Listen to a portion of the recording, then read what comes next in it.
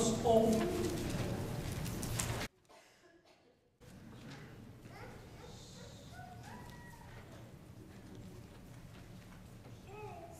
Versículos 16 e 17.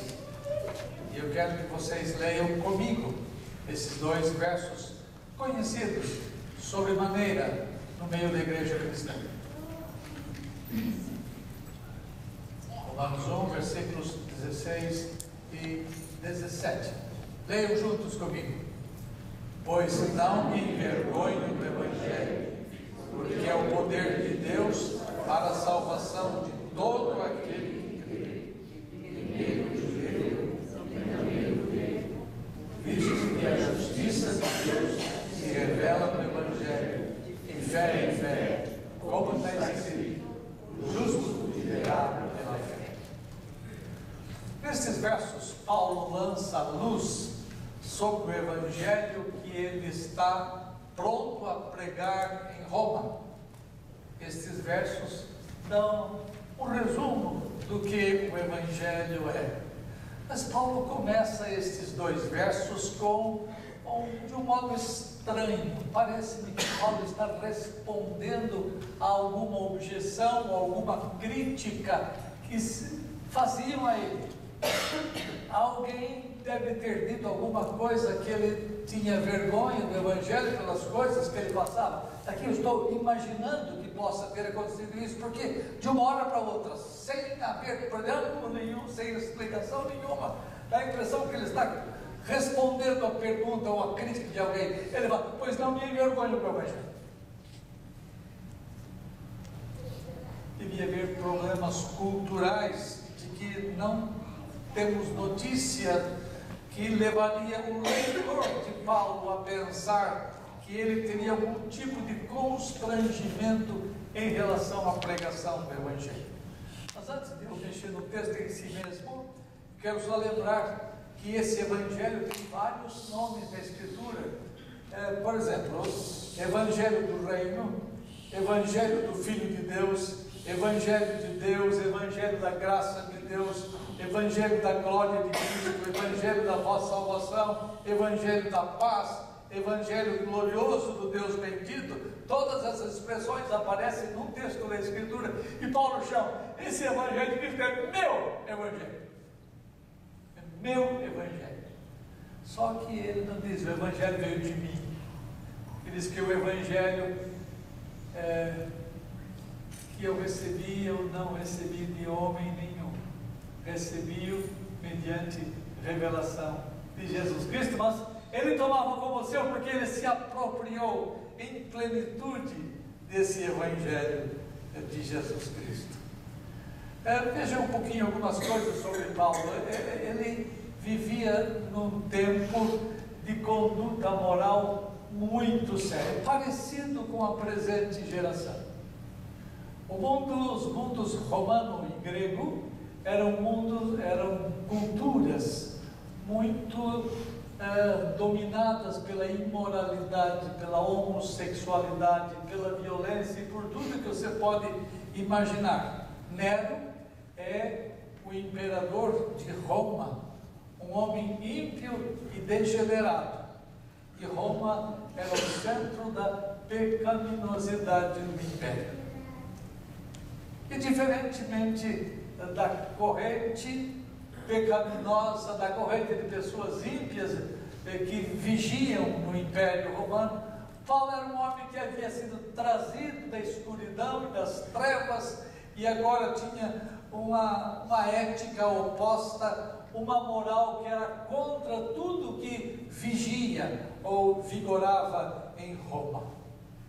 E Paulo não tinha nenhum constrangimento, nenhuma vergonha de lutar contra a ética vigente no Império Romano.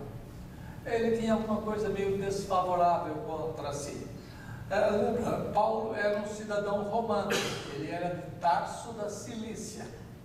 Era um homem que tinha todas as honras de um cidadão romano, porque ele havia nascido em terras de domínio romano, fora do ambiente da Palestina da época.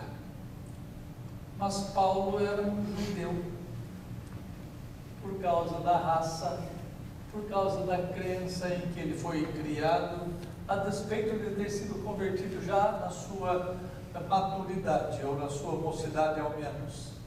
E desde os tempos da formação da nação hebraica, os judeus não eram bem-vindos.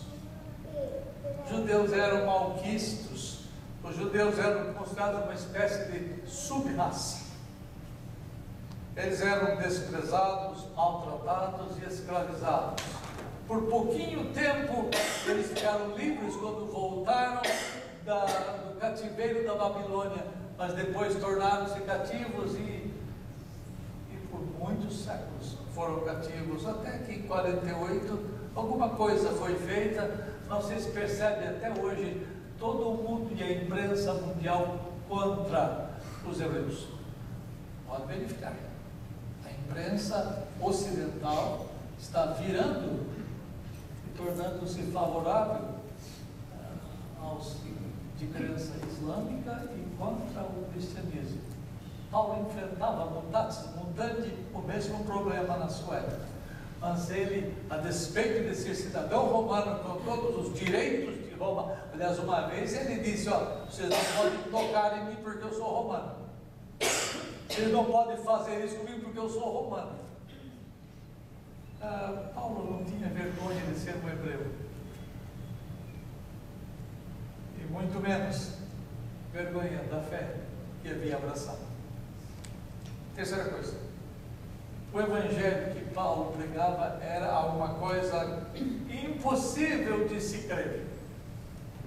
O Salvador, de quem Paulo falava e sobre quem pregava, era um membro da raça desprezada dos judeus. Ele fez-se a si mesmo filho de Deus. Em uma hora ele disse que era o próprio Deus, mas ainda continuava a ser um homem. São as duas naturezas do Redentor. Isto é uma coisa impossível de se crer. Sua morte foi diferente da morte de outros homens, embora tenha morrido morte de cruz, que era símbolo de vergonha. Como se isso não bastasse, Paulo ensinava que Jesus havia ressuscitado ao terceiro dia. Quando Paulo falou troço desse, o pessoal lá na Grécia caiu da risada, zombou de Paulo. Paulo, você vai ouvir mal droga. Agora, mas não interessa essa conversa. Esse foi um evangelho incrível, isto é, que não se pode crer nele, é loucura para uns e escândalo para outros. Paulo falou isso à igreja de Corinto. Portanto, nada favorecia Paulo.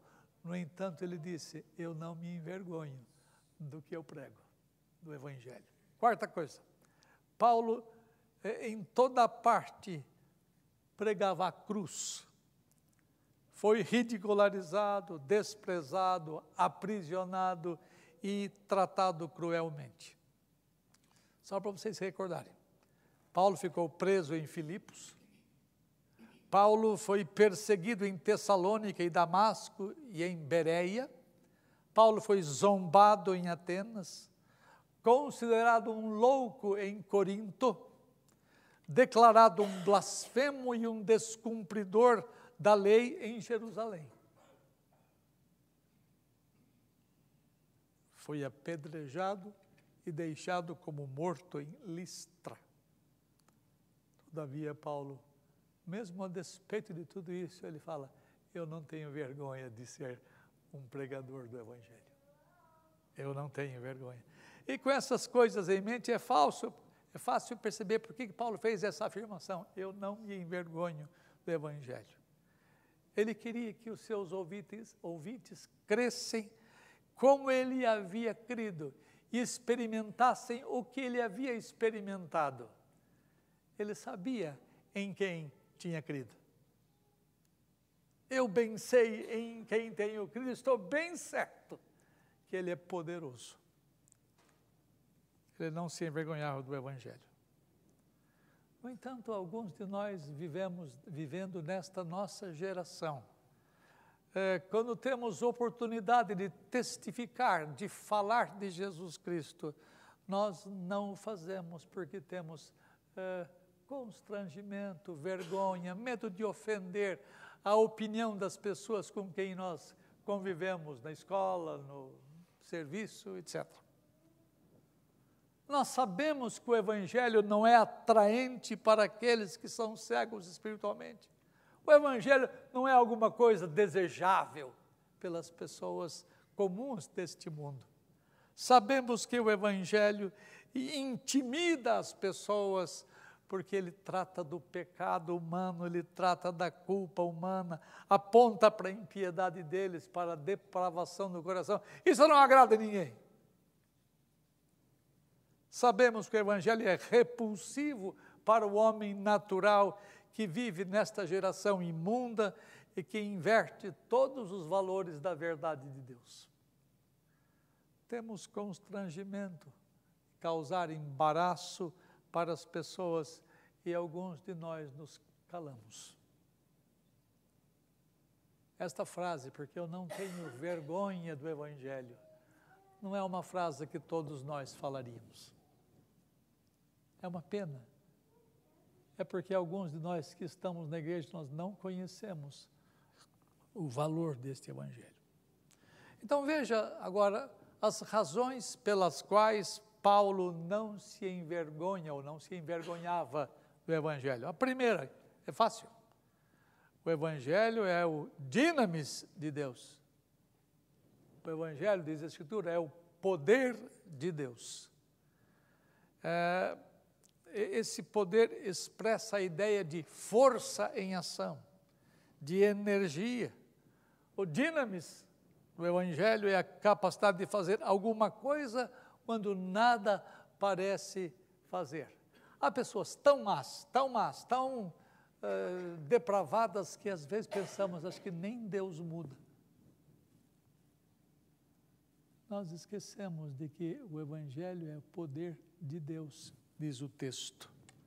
O Evangelho é poderoso, não por causa dele em si mesmo, mas porque é o instrumento que Deus usa para explodir no coração de alguém e fazer alguma coisa impossível. Se você gosta de milagres, se você gosta de coisa poderosa, você tem que mudar de pensamento da igreja evangélica brasileira. Você tem que entender que a coisa mais poderosa que Deus usa é o Evangelho para transformar pessoas. Vocês já viram alguém que vocês pessoalmente evangelizaram, que eram pessoas incrédulas, opostas a Deus, inimigas de Deus? De repente, elas começam a amar a Deus e começam a querer as coisas de Deus. Ninguém é capaz de fazer isto, exceto Deus, quando usa o Evangelho poderosamente. O poder, na verdade, do Evangelho está no fato de quem ele procede. Ele procede do Deus Todo-Poderoso, porque fala que é o poder de Deus. Ele tem o poder de fazer qualquer coisa. Quando esse Evangelho explode em nós, isto é poderoso em nós, acontece o que nós chamamos de vocação interna, ou chamamento interno, ou novo nascimento. São termos sinônimos. E as pessoas que são atingidas por esse poder, e eu já vi pessoalmente Deus atingir repentinamente, miraculosamente, poderosamente em pessoas sendo mudadas, sendo transformadas, e Paulo conhecia muito bem o poder do Evangelho quando ele foi confrontado pela verdade de Deus. Por isso que o escritor aos Hebreus diz na carta lá, porque a palavra de Deus é eficaz. A palavra de Deus é mais cortante do que espada de dois gumes, porque ela é também chamada de espada que o Espírito usa, espada do Espírito. Então, Paulo fala com propriedade que o Evangelho é o poder de Deus, e em nenhum outro lugar o poder é tão visível quanto na pregação do Evangelho de Jesus Cristo. É por isso que nós cristãos temos ânsia de falar de Cristo, porque nós queremos que aconteça alguma coisa nas pessoas, como aconteceu em nós. Queremos que as pessoas saiam das trevas, saiam do domínio do pecado, etc. Nas mãos de Deus, o Evangelho tem sido evidenciado em poder, pois muitas vidas têm sido transformadas através da pregação dele. Uma coisa que eu quero deixar claro. O Evangelho em si mesmo, sem a ação poderosa de Deus, através da pregação do Evangelho, o Evangelho em si mesmo não é poderoso. Atenção, guarde isto. E não é heresia o que eu estou falando. Porque se fosse em si mesmo poderoso, todas as pessoas que ouvissem o Evangelho haveriam de tê-lo explodido dentro de nós. Mas este é o instrumento de que Deus se serve. Se Deus vai trazer pecadores ao conhecimento de Cristo, é pelo poder do Evangelho, o Evangelho nas mãos de Deus. Não dê ao Evangelho em si mesmo poder, mas ao Deus que traz o seu Evangelho. Por isso que o texto fala, é o Evangelho, eu não me vergonho do Evangelho, que é o poder de Deus. A noção de poder pode ser muito relativa. Por que Paulo teria falado em dinamis, em poder? Certamente, poder era um atributo do Império Romano nos tempos de Paulo. Mas o poder do Império Romano e o poder dos romanos era impotente. É uma contradição de termos. O poder era impotente, porque ele não podia mudar ninguém.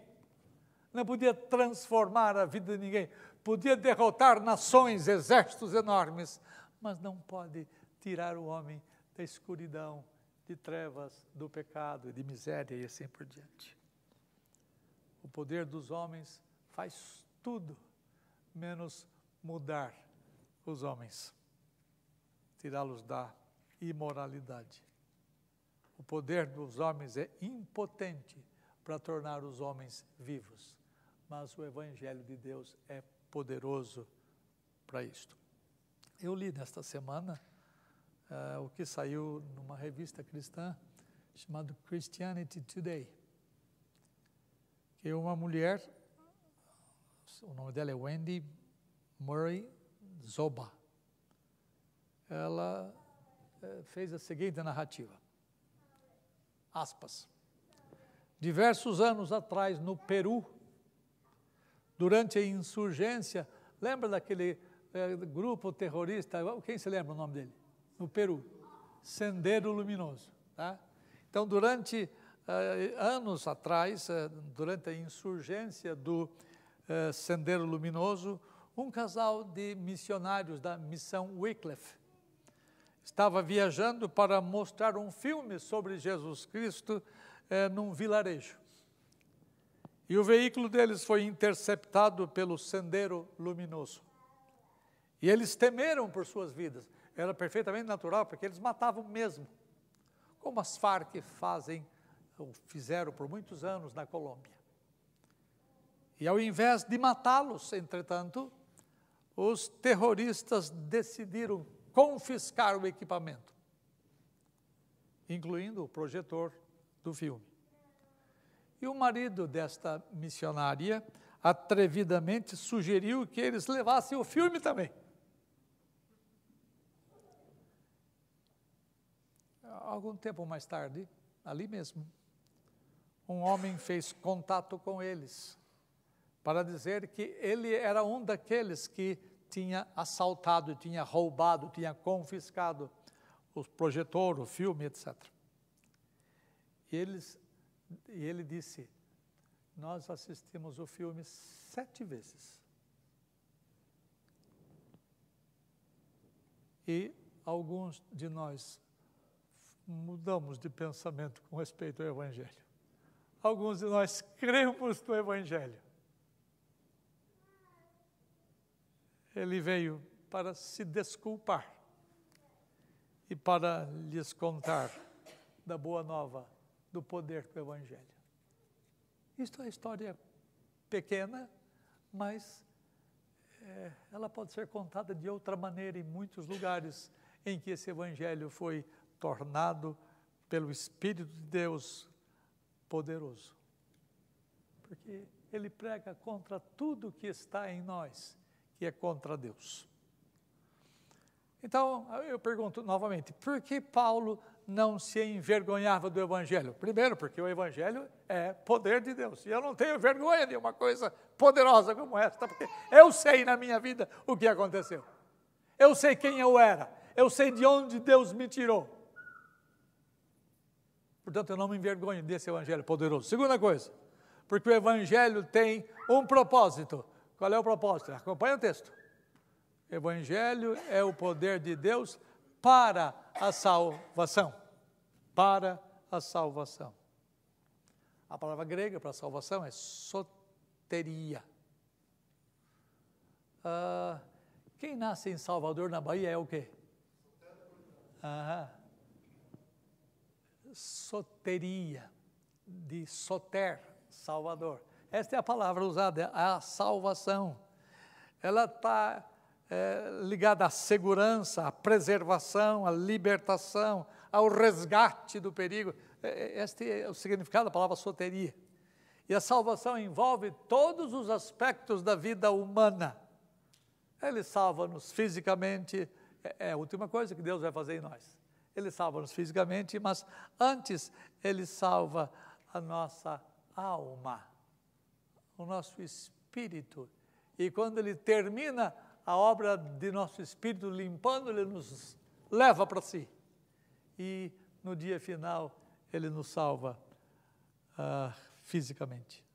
Então, quando eu estudo teologia na escola, quando eu ensino a matéria chamada soteriologia, que é a doutrina da salvação, nós ensinamos a libertação, que a salvação é a libertação da penalidade do pecado. Deus nunca mais vai punir você, porque Ele puniu Jesus Cristo. Ele diz respeito à libertação do controle que o pecado exerce sobre nós, isto é, do domínio do pecado. Isso significa que você nunca mais será escravo do pecado. Ele livra-nos da poluição do pecado. Quando vocês estão fazendo estudo bíblico comigo, lá em casa eu falo muito de despoluição, de limpeza. É isso que o Evangelho faz em nós. E um dia, esse Evangelho nos libertará da presença do pecado, que é o significado final da palavra soteria, ou salvação. Portanto, o propósito principal do Evangelho poderoso é a salvação completa do perdido. O Evangelho nisso é exclusivo. Não há outro meio designado para a redenção dos homens. É Cristo que nos dá base para que o Evangelho seja pregado, porque não tem boas novas sem Cristo Jesus. Por que Paulo não se envergonhava do Evangelho? Estou seguindo o texto. Primeiro, porque ele é poderoso. Segundo, porque tem um propósito. Terceiro, porque o Evangelho requer uma apropriação. O que diz o texto? Porque eu não me envergonho do Evangelho, porque é o poder de Deus para a salvação de todas as pessoas que o ouvem, certo? Não. De todo aquele que crê. A salvação procede do Senhor, de Deus Pai, de Deus Filho, de Deus Espírito. Mas ela precisa ser conscientemente apropriada pela fé. Não mude o poder de Deus para o poder da fé. Quando você escuta sobre a Universal, desculpem mencionar, pois eu não posso furtar-me a isto. Fala-se no poder da fé, no poder da fé, no poder da fé, e tudo é fé. Às vezes é a igreja, né? Eu sou a Universal. Mas eu não quero me deter nisto. Fé, às vezes, nos meios evangélicos, significa tudo. Mas lembra, fé é um meio que Deus nos dá para que nós nos apropriemos da salvação. Lembra, a salvação é conquistada por Cristo. ela é ensinada a nós, proclamada a nós, pela pregação do Evangelho. Mas a fim de que as bênçãos do Evangelho sejam desfrutadas por nós neste presente século, é necessário que você creia naquilo que você ouve. É necessário que você creia no Evangelho. É nesse sentido que a fé vem pelo ouvir da pregação da palavra de Cristo. Porque pela graça sois salvos mediante a fé. Cada vez que a palavra fé aparece como um veículo de salvação, através do qual Deus me faz capaz de apropriar-me, cada vez que essa palavra aparece, é sempre mediante, sempre pela fé, ou por meio da fé. Fé não é poderosa. Presta atenção, não distorça o que eu disse.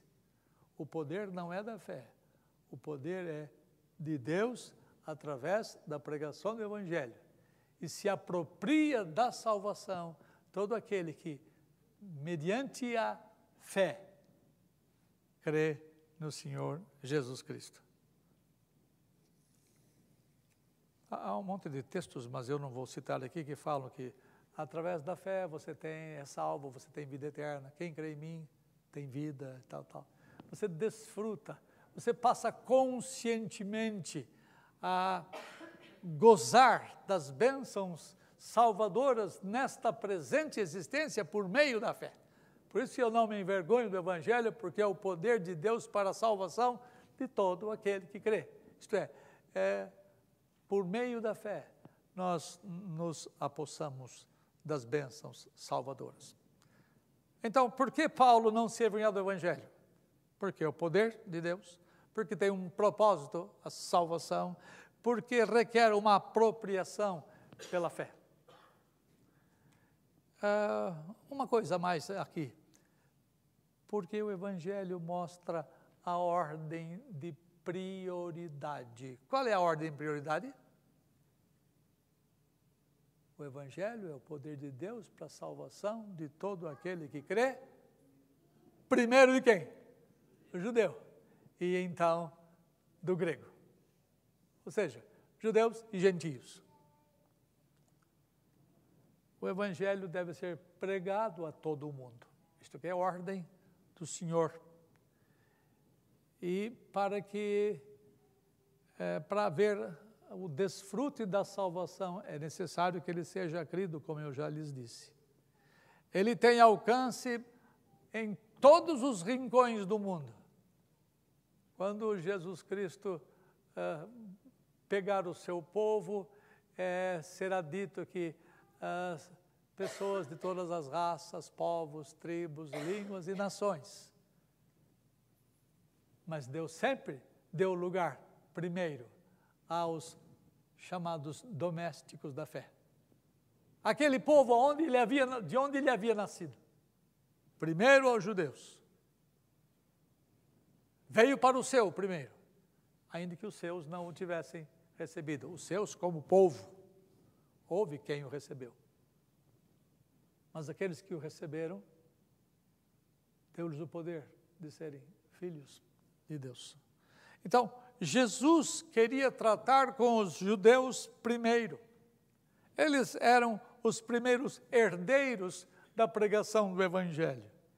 Então, isto é, depois, o Evangelho haveria de atingir os gentios. Há um texto na Escritura que você conhece, que antes de subir ao céu, Jesus reafirmou a pregação prioritária do Evangelho.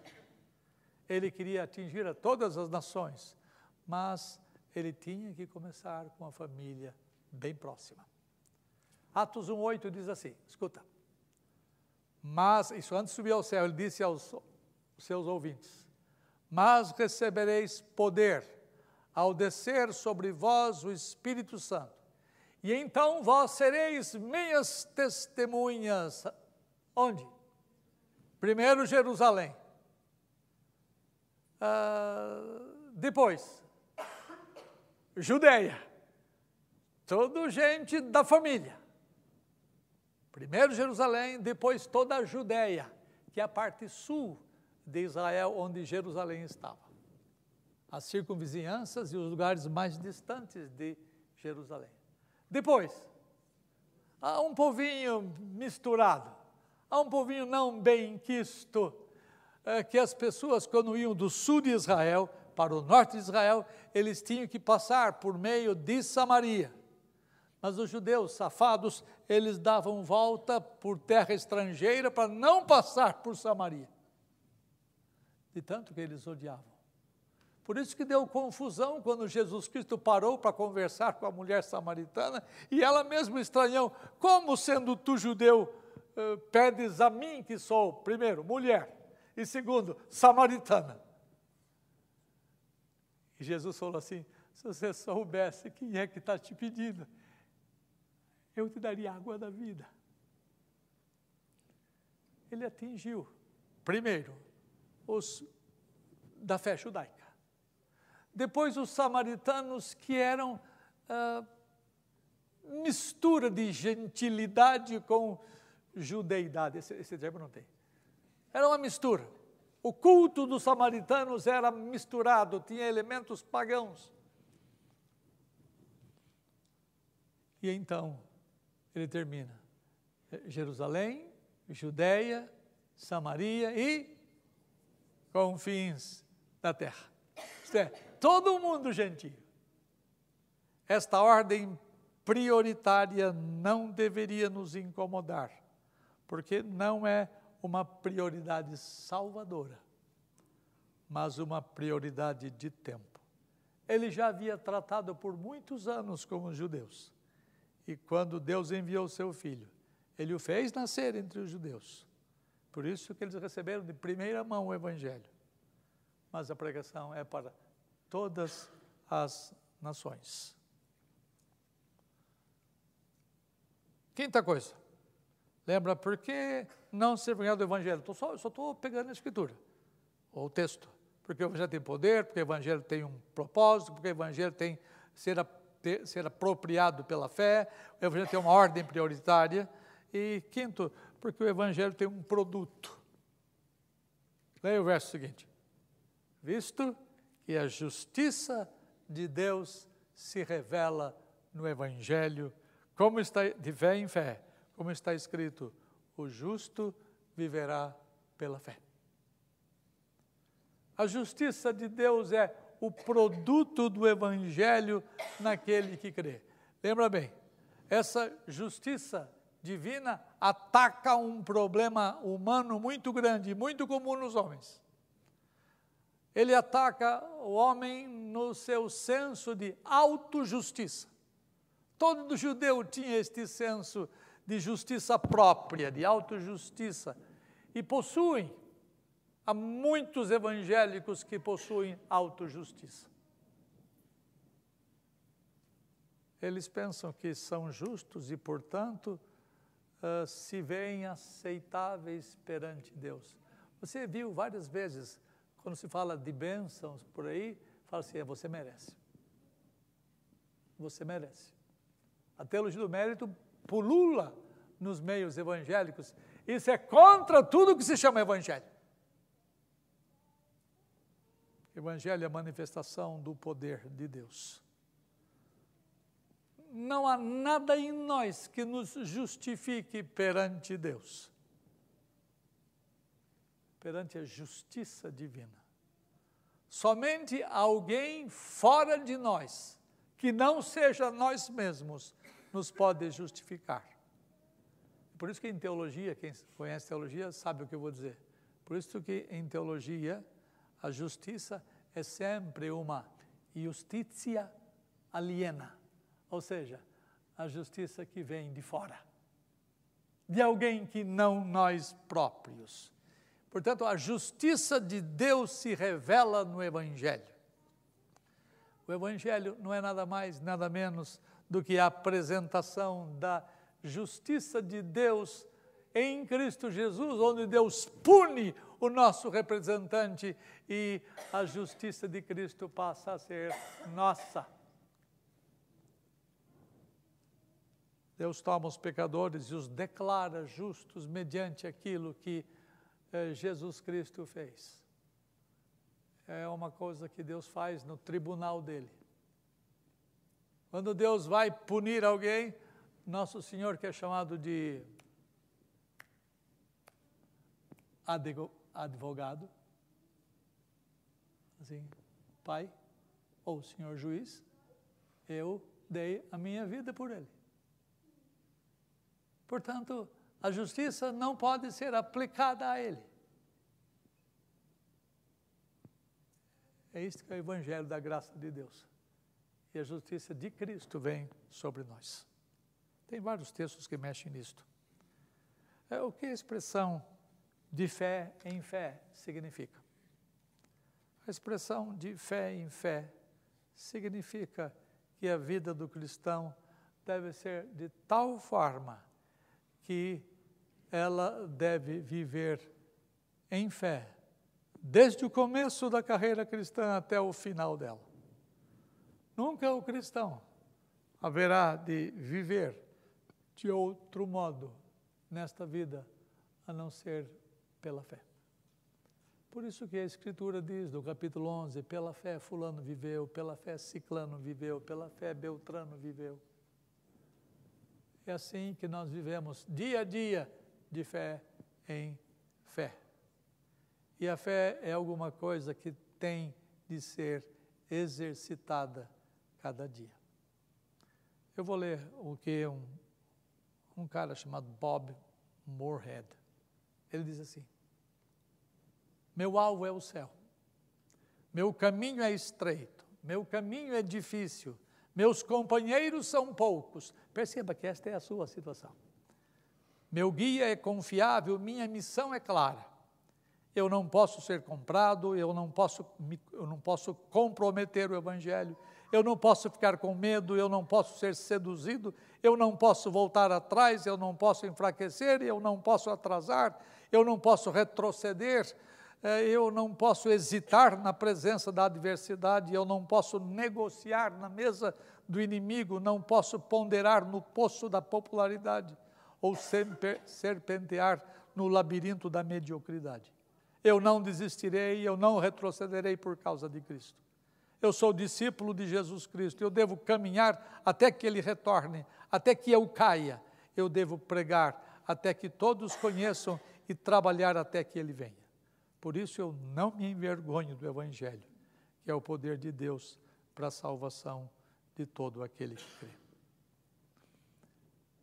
Charles Spurgeon, o famoso pregador do século XIX de Londres, ele disse que quando pregamos a Cristo crucificado, nós não temos razão para gaguejar, para hesitar ou para pedir desculpas. Não? Você não precisa se desculpar para pregar o Evangelho.